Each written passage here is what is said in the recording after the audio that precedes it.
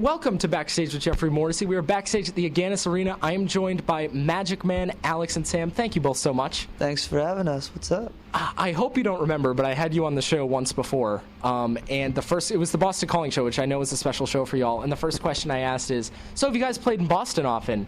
And then I forget who the poor soul who just looked at me and said, we're from here, dude. I'm like, I felt bad about that since. And now knowing that it was one of your favorite shows, I hope that did not in any way sully the good vibes of the day. It's been a long time, but we've finally forgiven you.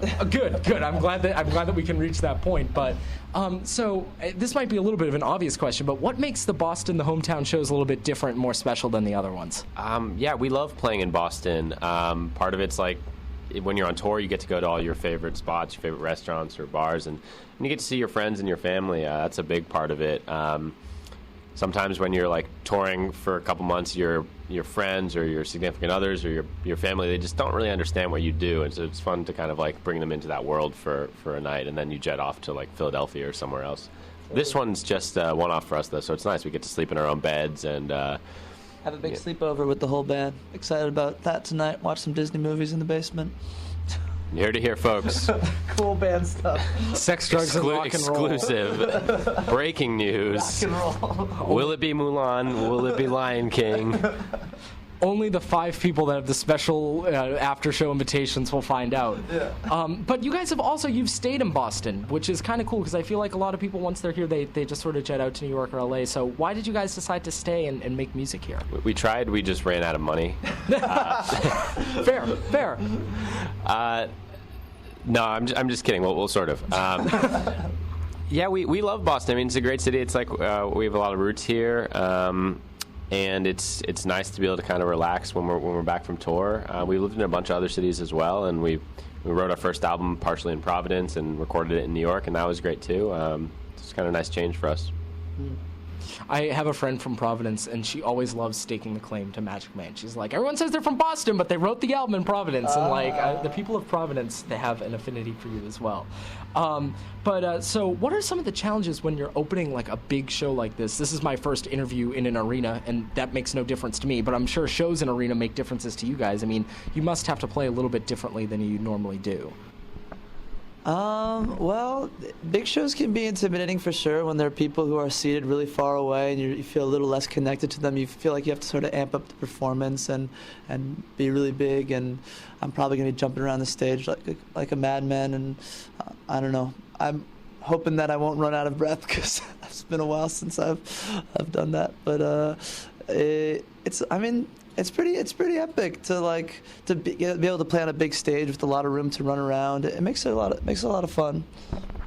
Yeah, I think one thing is just when it's your own show, a lot of people, most of the people there might know your songs, and when you're opening, you kind of have a chance to win over new fans, which can be sometimes a little intimidating, but also it's a great opportunity. It's a lot of fun. And obviously you get to play with a lot of great bands. We're big fans of Two Door and Brood, so this is we've never seen them before, so it's pretty exciting. Sweet. And then, so Alex, I was doing a little bit of research beforehand. You were a psych major in college, correct? Yeah. What college did y'all go to, by the way? I went to Tufts. Oh, Tufts. I went to Yale, yeah. Oh, I didn't realize that you guys split up for college. But yeah, I'm right down the street at Emerson. So very cool. All the common areas. Very, very cool school. But does the psychology aspect of it ever make its way into the songwriting? Because I feel like that could be an interesting maybe. I was most interested in social psych just because I'm just interested in people and social dynamics, and all our songs are about relationships, different kinds of relationships with people or with places. So there's definitely a lot of psychology in lyric writing, and also just figuring out how to get an emotional reaction with music, or make someone dance with a certain beat. I feel like there's something there. I've never thought about it too much though. That's interesting.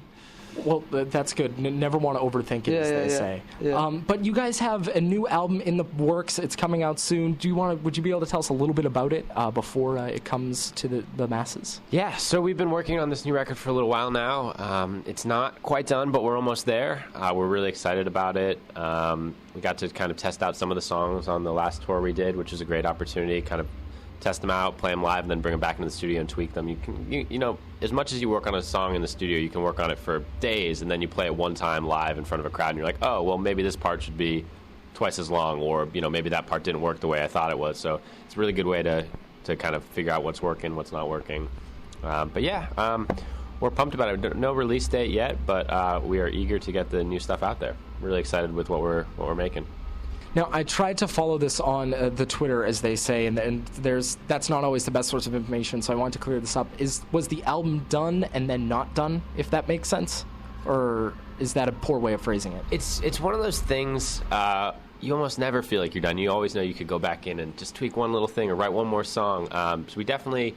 Before tour, we kind of came to a good stopping point, and then when we came back from tour after having played some of the songs live and having a little time to live with them, we kind of decided we want to go in and write a few more songs, tweak the ones we had a little bit. So it's so hard to you never want to let it out of your hands, but eventually you have to. But yeah, so we kind of felt like it needed a little bit more work to really make it as good as it could be. And what is the toughest part for y'all when you're making an album? Just sort of the most difficult thing to sort of pin down? It can definitely be tough. It's not like touring. We're touring, usually you play a show every night. It's a lot of fun. It's exhilarating. It's a wild ride. Writing can be a lot of ups and downs. You'll have a great day. You'll make a lot of progress. You write a song you're really pumped on, and then the next day maybe you don't come up with something quite as good, or you just spend all your day editing vocal takes from the previous day or something. And so it's sometimes it's hard to just stay motivated and stay positive and stay just kind of on track. But then you have one good day and you kind of fill yourself with energy again, which is great. And then one of the benefits is you guys have been able to sort of, and your fans have been able to get to know Before the Waves really well. So how does that album evolve for you now that you've been playing it for 2.5 years? I feel like I've just gotten a lot of time to sing the songs just from touring so much, and I feel like I'm singing them even better than I did on the recording. And I feel like they've come to life in a new way with the live instrumentation. On the recordings, there are lots of layers of electronics and things that might have been hiding the raw live sound that has been what Magic Man has been about the past couple of years, since we've been mostly just touring all the time. So the songs have I've actually sort of fallen for the songs in a new way since we recorded the album. Even just rehearsing them today, I was getting really pumped, and I was just trying out some different little riffs and things. And I don't know, I feel like even though a song is written and recorded, doesn't mean that it stops sort of growing and evolving in different ways. Yeah, that's something that I always find too. Depending on when you listen, things take on different meanings. So. Yeah. But you guys have been friends, which is kind of nice to see that band members are friends. Yeah. What is something that y'all do well together other than music? I think we lived pretty well together for a couple of years in Providence. Yeah, it was great. Yeah, no, we're definitely used to that. On the road, you're basically living together. We're working together. It's like we have the same job. Yeah, we're pretty good roommates. We have definitely different skill sets that interlock well, usually. The odd couple. Yeah, there you go. Yeah. We're Mortal Kombat. Yeah, we were good at playing Mortal Kombat together. I don't think we were good at Mortal Kombat, no. But we were good at. We were together. Perfectly matched for each other. We were both just bad enough that it was fun. Well, traveling, we've had lots of good adventures together. I feel like we're good. Back in France, I know that was a long time ago. Totally. But I feel like I don't know. I feel like whenever we're out, a lot of the past couple of years has been going out of our comfort zone, playing bigger and bigger shows, even just doing interviews, and I feel like we're a good team. And you can just watch friendships poof right away once the travel aspect comes into it when you have a stressful trip. So that really is the true test. But you mentioned interviews. You guys do a ton of these. What questions do you wish that you were asked more often? Because it must get inane after a certain point. I feel like Sam should get more questioned about his cool, highly researched tech fashion pants and shoes. No one ever asks, what's your favorite brand of packing cubes, and why do you prefer that brand? Yeah. But he's the master. No one has the journalistic integrity to do so. But Sam and I were actually talking that we were dressed similar today. So now that you say that he has a good sense of fashion, I take that as a compliment as well. But what if you guys could steal a song, make any song in the world a Magic Man song, what song do you think that might be?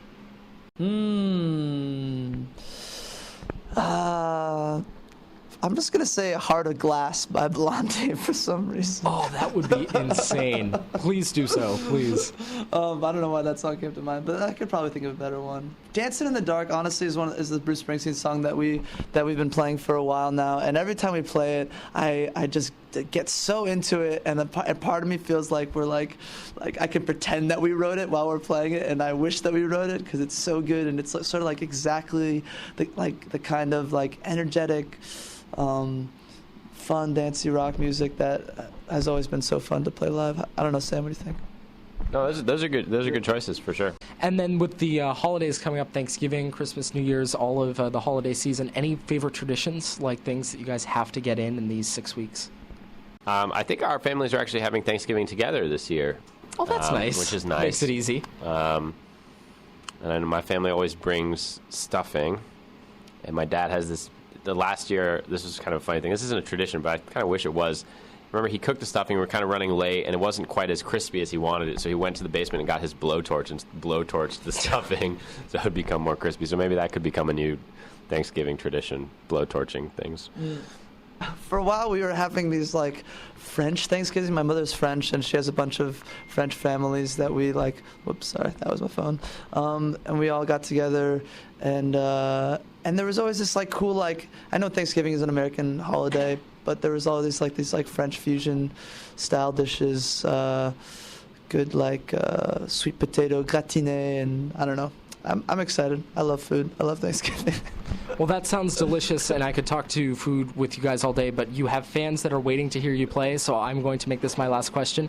What are you guys listening to right now? Maybe what's been one of your favorite albums of 2016? What have I been listening to recently? I think one of my favorites has got to be Chance the Rapper's album. Of course. It's so good, and just I feel like he's like really killing it right now. Everything he does seems like perfect. He's like organizing like voting drives and things like that. He's organizing this cool festival in Chicago. He's putting his music out there for free. He doesn't have a record label. He just seems like, and he looks awesome. He's got those overalls. He just seems so cool. I'm definitely got a big man crush on him right now. I've got a man crush on both Drake and The Weeknd. For some reason, I know they've been making good music for a while now, but like, it just always hits the spot, whether you're in like a chill mood or whether you're trying to get hyped for something, for going out, I don't know. I just like really admire their songwriting. If they write their own songs, who knows? I don't know. But whatever they put out, I love it. I dig it. Awesome. Well, the band is Magic Man. Alex and Sam, thank you so much for taking the time with us today. You're playing with Broods at Two Door Cinema Club tonight. Best of luck and have a great show. Thanks, man. Appreciate it.